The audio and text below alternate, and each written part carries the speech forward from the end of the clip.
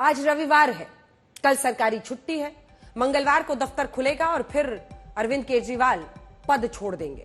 यही जवाब पार्टी से आया जब सवाल हुआ कि 2 दिन का इंतजार क्यों। वो इस्तीफा जो 2022 में शराब घोटाले में केस दर्ज होने के बाद से बीजेपी मांगती रही, वो इस्तीफा जो 21 मार्च को ईडी के हाथों गिरफ्तारी के बाद मांगा गया, इस्तीफा जो विपक्ष उनके जेल जाने के बाद भी मांगता रहा। लेकिन अब जाकर केजरीवाल ने अचानक सोचा कि उन्हें जनता की अदालत में जाना है। ऐसा कैसे हुआ? सूत्र बताते हैं अरविंद केजरीवाल ने खुद पर लगे भ्रष्टाचार के आरोपों को लेकर जेल में ही इस्तीफा देने का फैसला कर लिया था। लेकिन दावा इस बात का भी है कि केजरीवाल ने तय किया था जेल में रहते इस्तीफा नहीं देंगे, बल्कि बाहर आकर इस्तीफा देंगे।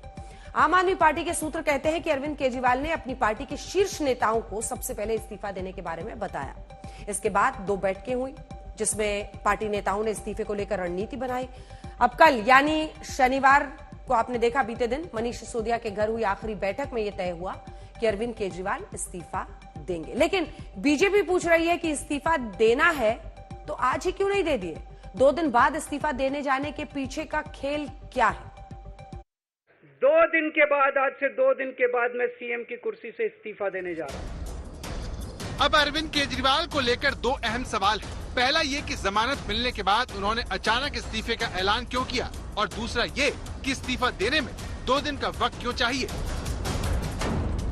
48 घंटे किस लिए चाहिए केजरीवाल को? जवाब दें। 48 घंटे किस लिए चाहिए? माता सुनीता के लिए माहौल तैयार करना है, खरीद फरोख्त करनी है, या 2 दिन में माल इकट्ठा करना है, या फाइलें सेटल करनी है, क्या करना है? 2 दिन क्यों? तुरंत क्यों नहीं? उनके किसी बात पर विश्वास लगता है, कुछ मामला उनको अभी सेट करना है ना।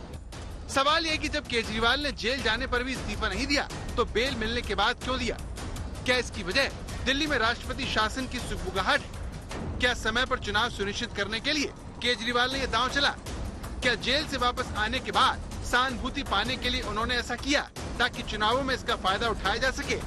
क्या केजरीवाल जनता के सामने ये साबित करना चाहते हैं कि मुख्यमंत्री पद उनका आखिरी लक्ष्य नहीं है, या फिर ये दिल्ली चुनाव से पहले हरियाणा चुनाव में फायदा लेने की कोशिश है?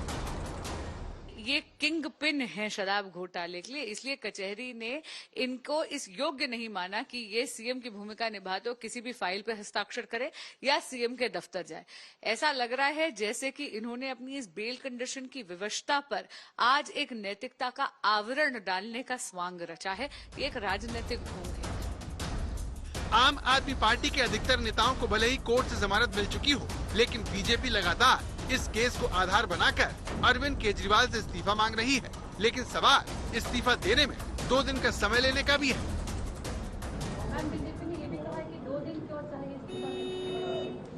उसका तो सिंपल सा रीजन है, आज संडे है और कल छुट्टी है ईद की, तो नेक्स्ट वर्किंग डे ट्यूसडे है, इसलिए 2 दिन का समय चाहिए। अब सवाल ये है कि क्या केजरीवाल ने सुप्रीम कोर्ट की शर्तों में उलझने की वजह से इस्तीफा दिया? दिल्ली के मुख्यमंत्री अरविंद केजरीवाल को शराब घोटाले केस में जमानत देते हुए सुप्रीम कोर्ट ने कई शर्तें लगाई हैं। इनमें 2 प्रमुख शर्तें हैं। पहली ये कि अरविंद केजरीवाल मुख्यमंत्री दफ्तर नहीं जा सकेंगे। दूसरा, मुख्यमंत्री होने के नाते किसी फाइल पर साइन नहीं कर सकेंगे। तो क्या इस्तीफा देने की सबसे बड़ी वजह यही तो नहीं है? अरविंद केजरीवाल जी आपको एहसान नहीं कर रहे, कोई आप सेक्रीफाइस नहीं कर रहे। मानयोग सुप्रीम कोर्ट ने आपकी जमानत में लिखा है कि आप मुख्यमंत्री कुर्सी से दूर रहेंगे, कोई फाइल साइन नहीं कर सकते, इसलिए आपके पास विकल्प नहीं है। मानयोग सुप्रीम कोर्ट के ऑर्डर के चलते आपको रिजाइन करना पड़ रहा है। और आपने कहा मैं जनता के बीच में जाऊंगा। जनता ने तो 3 महीने पहले ही आपको फरमान सुनाया है। जब आपने कहा था जेल या बेल, लोगों ने कहा जेल। मैं आपको ये बोल रहा हूं कि जो मुख्यमंत्री की कुर्सी है, ये कुर्सी अरविंद केजरीवाल का इंतजार करेगी, और हम विधायक, मंत्री या जो मुख्यमंत्री बने, उस सबका सिर्फ एक ही ध्येय होगा कि कैसे जनता की अदालत में इस अग्नि परीक्षा को पार करके अरविंद केजरीवाल जी को उनकी मुख्यमंत्री की कुर्सी पर बिठाया जाए। जमानत मिलने के बाद खुद ही इस्तीफे की पेशकश करके केजरीवाल ने एक तरफ बीजेपी और कांग्रेस को हैरत में डाल दिया, तो वहीं दूसरी तरफ जनता की सहानुभूति पाने की कोशिश की। केजरीवाल के इस कदम का असर जल्द होने वाले हरियाणा चुनाव पर भी देखने को मिल सकता है, जहां पर केजरीवाल खुद को हरियाणा का बेटा बताकर अपने ईमानदार होने की दुहाई देते हुए सुने जा सकते हैं। मुझे जेल क्यों भेजा इन लोगों ने? ऐसा नहीं कि केजरीवाल ने कोई भ्रष्टाचार किया, वो इनको भी पता है, मेरे को भी पता है, आपको भी पता है। हरियाणा में कांग्रेस के साथ गठबंधन पर बात नहीं बनने के कारण अब आम आदमी पार्टी सभी 90 सीटों पर चुनाव लड़ रही है। ऐसे में वहां केजरीवाल के इस दांव के बाद पार्टी अधिक से अधिक सीटें जीतने की कोशिश करेगी। ऐसे में वहां केजरीवाल के इस दांव के बाद आम आदमी पार्टी ज्यादा से ज्यादा सीटें जीतने की कोशिश करेगी ताकि दिल्ली विधानसभा चुनाव के लिए माहौल बनाया जा सके। इनको ये लग रहा था केजरीवाल को जेल भेज देंगे तो दिल्ली में इनकी पार्टी टूट जाएगी, दिल्ली में बीजेपी की सरकार बना लेंगे। इनको लग रहा था पंजाब की सरकार तोड़ के पंजाब में हम अपनी सरकार बना लेंगे, इनके एमएलए तोड़ लेंगे। इस्तीफा देने का ऐलान करके केजरीवाल की सारी उम्मीदें अब दिल्ली की जनता पर टिकी है, जिसने साल 2014 और 2019 के लोकसभा चुनाव में भले ही उन्हें मायूस किया, लेकिन उसके कुछ ही महीनों बाद हुए विधानसभा चुनावों में प्रचंड जीत दिलाई। इस बार के लोकसभा चुनाव में दिल्ली में पुरानी कहानी दोहराई गई है। ऐसे में केजरीवाल को भरोसा है कि दिल्ली की जनता उनके इस्तीफे के दांव से प्रभावित होकर तीसरी बार उन्हें सत्ता की कुर्सी पर जरूर बैठाएगी। झारखंड के सीएम हेमंत सोरेन जेल गए तो चंपई सोरेन को कुर्सी दी, जेल से लौटे तो चंपई कुर्सी छोड़कर बीजेपी के हो गए। उससे भी पहले बिहार में नीतीश कुमार ने कुर्सी जीतन राम मांझी को दी तो कुर्सी से हटाने में बहुत पापड़ बेलने पड़े थे। ऐसे में अरविंद केजरीवाल का उत्तराधिकारी, भरोसेमंद उत्तराधिकारी कौन होगा? लालू प्रसाद यादव भ्रष्टाचार के आरोप में जब जेल गए तो राबड़ी देवी को मुख्यमंत्री बनाया। नीतीश कुमार ने 2014 के लोकसभा चुनाव में हार के बाद नैतिक जिम्मेदारी लेकर पद छोड़ा और जीतन राम मांझी को मुख्यमंत्री बनाया। दिल्ली में इन दोनों में से कौन सा मॉडल चलेगा? इन चार चेहरों के बीच से अरविंद केजरीवाल की जगह दिल्ली में अगला मुख्यमंत्री कौन होगा? क्योंकि केजरीवाल ने खुद के साथ ही मनीष सिसोदिया को भी जनता की अदालत में ईमानदारी के पैमाने पर कटघरे में खड़ा माना है। इंकलाब आम आदमी पार्टी। मनीष जी से बात कर रहा था, जो पीड़ा मेरे मन में है वो पीड़ा मनीष जी के मन में भी है। इनके लिए भी वही सब कहा गया जो मेरे लिए कहा गया है। मनीष जी का भी कहना है कि ये दिल्ली के उप मुख्यमंत्री और शिक्षा मंत्री और मंत्री का पद तभी संभालेंगे जब दिल्ली की जनता कहेगी कि मनीष सिसोदिया ईमानदार है। अब सवाल है कि क्या आतिशी को मुख्यमंत्री दिल्ली में चुना जा सकता है? सवाल की वजह समझने के लिए अरविंद केजरीवाल के बेल का आदेश आते ही सामने आए इस वीडियो को देखिए। शुक्रवार को जब सुप्रीम कोर्ट ने बेल का आदेश दिया, मनीष सिसोदिया जिन्हें पार्टी में नंबर 2 माना जाता है, उनके साथ बैठी आतिशी ही सबसे पहले खुशी जताती दिखी। बात सिर्फ इस वीडियो की नहीं, बात है आतिशी के पास की ताकत की। मैंने एलजी साहब को 3 दिन पहले चिट्ठी लिखी, 15 अगस्त के 3 दिन पहले, कि एलजी साहब मैं चूंकि जेल में हूं, मेरी जगह आतिशी जी को झंडा फहराने की इजाजत दी जाए।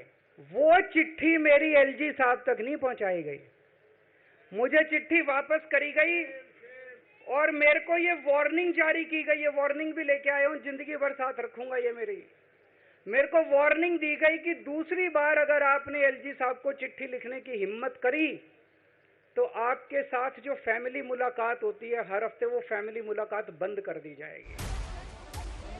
15 अगस्त को जब केजरीवाल जेल में रहते हैं तो दिल्ली में तिरंगा फहराने के लिए अपनी तरफ से आतिशी का नाम भेजते हैं।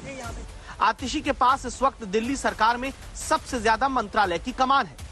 आतिशी ही शिक्षा विभाग, पीडब्ल्यूडी, जल विभाग, राजस्व, योजना और वित्त विभाग संभाल रही हैं। महिला वोट और महिलाओं से जुड़े केजरीवाल के आगे के वादों को ध्यान में रखते हुए भी आतिशी का ही नाम मुख्यमंत्री पद के लिए सबसे आगे बताया जाता है। इस वक्त कैबिनेट में बचे आप और सौरभ भारद्वाज हैं, तो निश्चित रूप से लोगों के जहन में होगा कि आप दोनों में से ही कोई एक प्रबल दावेदार होने वाला है, क्योंकि मनीष सिसोदिया नहीं, उन्होंने मना कर दिया मुख्यमंत्री पद का कार्यभार लेने से। ये सही कयास है? देखिए, सबसे पहले तो 2 दिन में विधायक दल की बैठक होगी तो विधायक दल कोई फैसला लेगी, लेकिन इम्पोर्टेंट ये नहीं है कि मुख्यमंत्री कौन बनेगा। आतिशी के अलावा सौरभ भारद्वाज, गोपाल राय और कैलाश गहलोत के नाम चर्चा में हैं। आतिशी, इसकी कोई वैल्यू नहीं है, मैं आपको बता रहा हूँ, इसका कोई मकसद नहीं है। वो कुर्सी मुख्यमंत्री की है, उस पर वही बैठेंगे। देखिए, जो संवैधानिक परंपरा है, विधायक दल की बैठक में इसका चुनाव होता है, विधायक दल की बैठक में इसका चुनाव होगा और उसको सबको सूचना मिल जाएगी। भारत माता की, भारत माता की। अरविंद केजरीवाल का उत्तराधिकारी उनकी कैबिनेट से ही होने के दावे ज्यादा हैं, क्योंकि तब 2 नए मंत्री को भी चुना जा सकेगा और केजरीवाल चाहेंगे कि वो जातिगत वोट के हिसाब से मंत्री भी अपनी कैबिनेट में नए ला सकें। 3 चुनाव में दिल्ली में आम आदमी पार्टी का वोट का हिसाब देखें तो सवर्ण का वोट 10 साल में 21% से पार्टी के लिए घटकर 12% हो गया है। ओबीसी का वोट 38% से घटकर 20%, दलित वोट 42% जो मिलता रहा वो घटकर 28% हो चुका है। मुस्लिम वोट 56% से 49% पर आ चुका है। ऐसे में हरियाणा चुनाव को भी ध्यान में रखते हुए केजरीवाल अपना उत्तराधिकारी और कैबिनेट में नया मंत्री चुन सकते हैं, ताकि जनता की अदालत में फैसला लेते वक्त हर तरह का समीकरण वो साध सके। दिल्ली की सरकार भ्रष्टाचार में लिप्त सरकार है और जिस जनता के बीच में जाने की बात करें, दिल्ली की जनता अपना वर्डिक्ट 3 महीने पहले इनको सुना चुकी है। ये अरविंद केजरीवाल तब भी दिल्ली की सड़कों पे घूमते थे, जेल के बदले वोट की बात करते थे, फोटो दिखाते थे कि अगर आपने वोट दिया तो मैं जेल नहीं जाऊंगा। दिल्ली की जनता ने माकूल जवाब दिया, इनको 0 करके भेजा। तो दिल्ली की जनता अपना वर्डिक्ट दे चुकी है। और बीजेपी आरोप ये भी लगाती आई कि 2 दिन का वक्त लेकर दरअसल केजरीवाल अपनी पत्नी सुनीता केजरीवाल के नाम की चर्चा मुख्यमंत्री पद के लिए पार्टी में चाहते हैं। इस सवाल का जवाब जब आम आदमी पार्टी से पूछा गया तो क्या जवाब आया, सुनिए।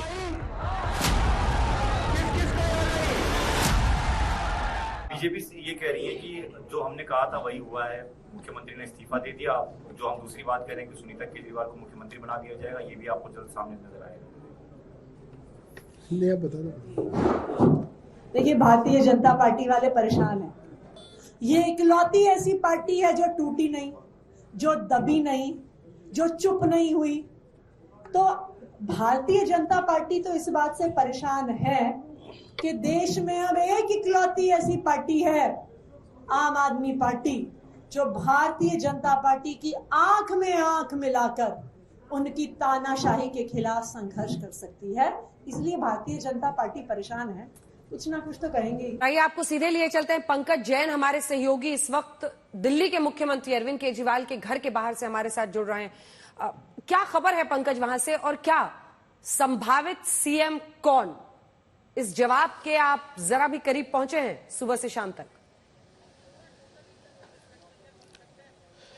देखिए, अरविंद केजरीवाल के इस ऐलान के बाद कि वो 2 दिन के बाद इस्तीफा देंगे, 8 घंटे हो चुके हैं अंजना, और कई नेताओं से हमारी बातचीत हुई। जाहिर है खुलकर अभी तक कोई जानकारी नहीं दे रहा है, लेकिन इतना जरूर साफ हो पाया है इन तमाम बातचीत में कि आगामी जो मुख्यमंत्री पद का दावेदार होगा वो सीधे तौर पर मंत्रियों में से भी हो सकता है। जाहिर है एलजी दफ्तर के साथ और मुख्यमंत्री दफ्तर और खास तौर से आम आदमी पार्टी सरकार के बीच में जो लड़ाई झगड़ा है वो किसी से छुपा नहीं है। तो ऐसे में इतने दिनों के बीच में भी, क्योंकि चुनाव नजदीक है, चुनाव के पहले भी आम आदमी पार्टी सरकार को कई अहम भूमिका निभानी होगी, तो मुख्यमंत्री पद का जो चेहरा है वो कहीं ना कहीं ऐसा व्यक्ति हो सकता है जिसको ये जानकारी हो कि एलजी ऑफिस से कैसे काम निकलवाना है, कोई लड़ाई झगड़ा हो तो कैसे निपटना है, और जाहिर सी बात है कि आगे जो भी रणनीति बनाई जाए उसमें वो साथ दे सके। लेकिन पंकज, आज आतिशी से जब मैं बात कर रही थी, मंत्री हैं इस सरकार में सबसे ज्यादा मंत्रालयों के, तो मैंने उनसे ये भी पूछा कि क्या अगली मुख्यमंत्री आप हैं।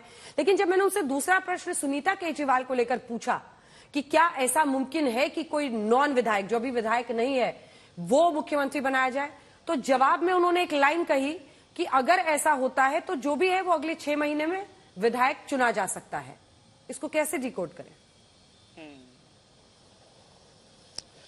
बिल्कुल, किसी भी तरह की संभावनाओं को आम आदमी पार्टी फिलहाल विराम नहीं देना चाहती। ये कहीं ना कहीं वजह नजर आती है, क्योंकि हमें भी जो बातचीत हुई वो यही इशारा करती है कि जो विधायक है मौजूदा, जिसे अच्छी समझ है पूरे कामकाज की, उसे कहीं ना कहीं ये जिम्मेदारी दी जा सकती है। और बिल्कुल, क्योंकि किसी बाहरी चेहरे को अगर बनाया जाता है जो कि विधायक नहीं है या मंत्री नहीं है, तो ऐसी स्थिति में चुनाव तो होने हैं, वो बाद में चुन लिया जाएगा, लेकिन फिर सीट कौन सी होगी, क्या वो जरूरी है या नहीं, क्योंकि देखिए कई अहम फैक्टर है अंजना यहाँ पर। क्योंकि इस वक्त जो सरकार की मौजूदा स्थिति है उसमें जहां पर एलजी के पास अधिकार बढ़ा दिए गए हैं, आम आदमी पार्टी सरकार के पास कुछ निश्चित अधिकार हैं, तो इन तमाम संवैधानिक तथ्यों के बीच में सरकार को चलाना होगा, तो उस दौरान क्या ये जरूरी होगा कि सीधे तौर पर ऐसे चेहरे को लाया जाए जिसको बाद में चुन लिया जाएगा? तो फिलहाल ऐसा लगता है कि ये संभव नहीं हो पाएगा।